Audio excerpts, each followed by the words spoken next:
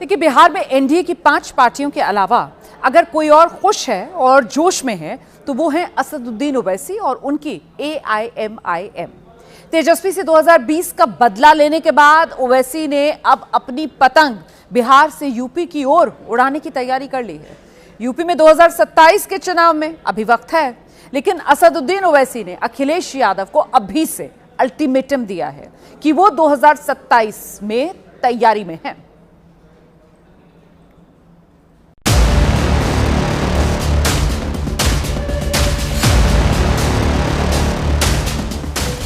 अगर ये एक्सट्रीमिस्ट है तो तेजस्वी सुन ले, कान को साफ करके सुन ले। हमेशा हम अल्लाह की इबादत करते थे, करते रहेंगे।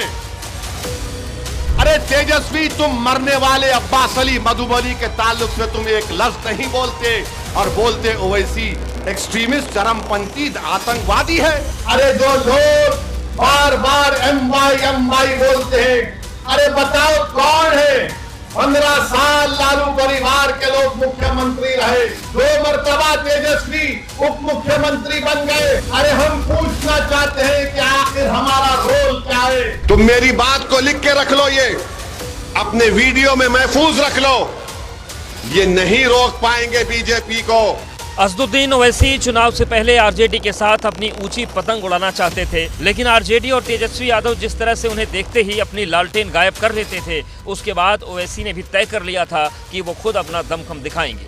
हुआ भी ऐसा। AIMIM ने 5 सीटें जीत ली और इस जीत के बाद ओवैसी भविष्य की चुनावी राजनीति की भूमिका तैयार करने में जुट गए।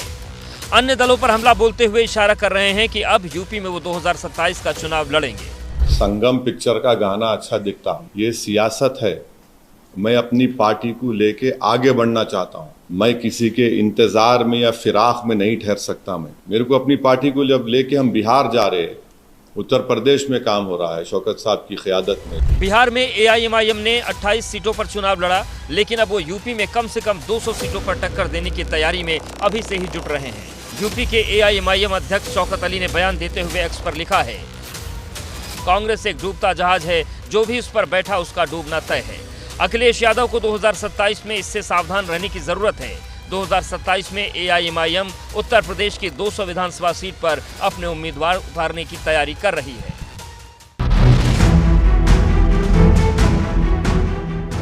ओवैसी बिहार चुनाव की शुरुआत में चाहते थे कि आरजेडी से उनका तालमेल हो जाए, लेकिन महागठबंधन के CM चेहरे तेजस्वी यादव ने ऐसा होने से रोक दिया, जिसके बाद ओवैसी ने समय खराब न करते हुए बड़ा दांव खेला।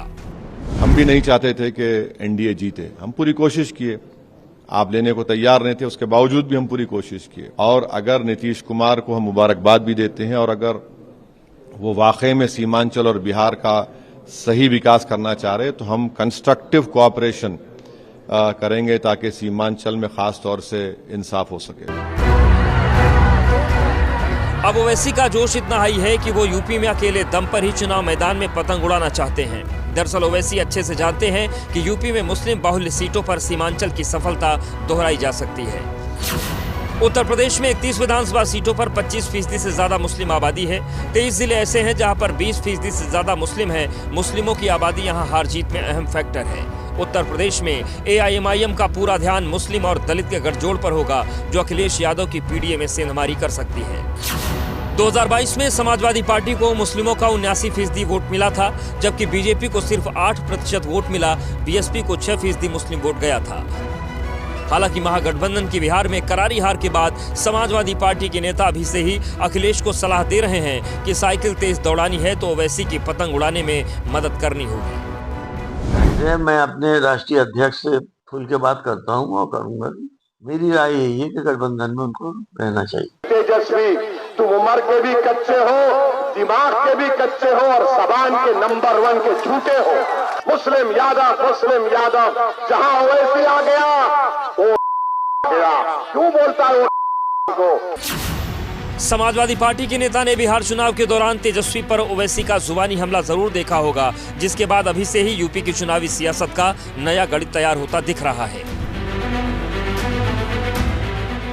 अखिलेश के लिए चिंता की बात यह भी हो सकती है कि कहीं BSP और ओवैसी यूपी चुनाव में एक साथ न आ जाएं। मायावती पहले ही साफ कर चुकी हैं कि यूपी में वो किसी बड़े दल से गठबंधन नहीं करेंगी, लेकिन छोटे और समान विचारधारा वाले दलों के साथ सीमित सीटों पर समझौता संभव है। ऐसा हुआ तो अखिलेश को नुकसान झेलना पड़ सकता है। बिहार के चुनाव से उत्तर प्रदेश प्रभावित नहीं होगा, बल्कि उत्तर प्रदेश के लोग सजग हो जाएंगे। भारतीय जनता पार्टी संगठन और सरकार के चुनाव आयोग सहित जितने भी यंत्र तंत्र हैं उससे लड़ने के लिए 2027 को लेकर अभी से ही चुनावी समीकरण बैठाने की कोशिश होती दिखना और ओवैसी का हाई जोश यूपी के चुनाव को कैसे दिलचस्प बनाएगा, अब इस पर भी नजर रहेगी।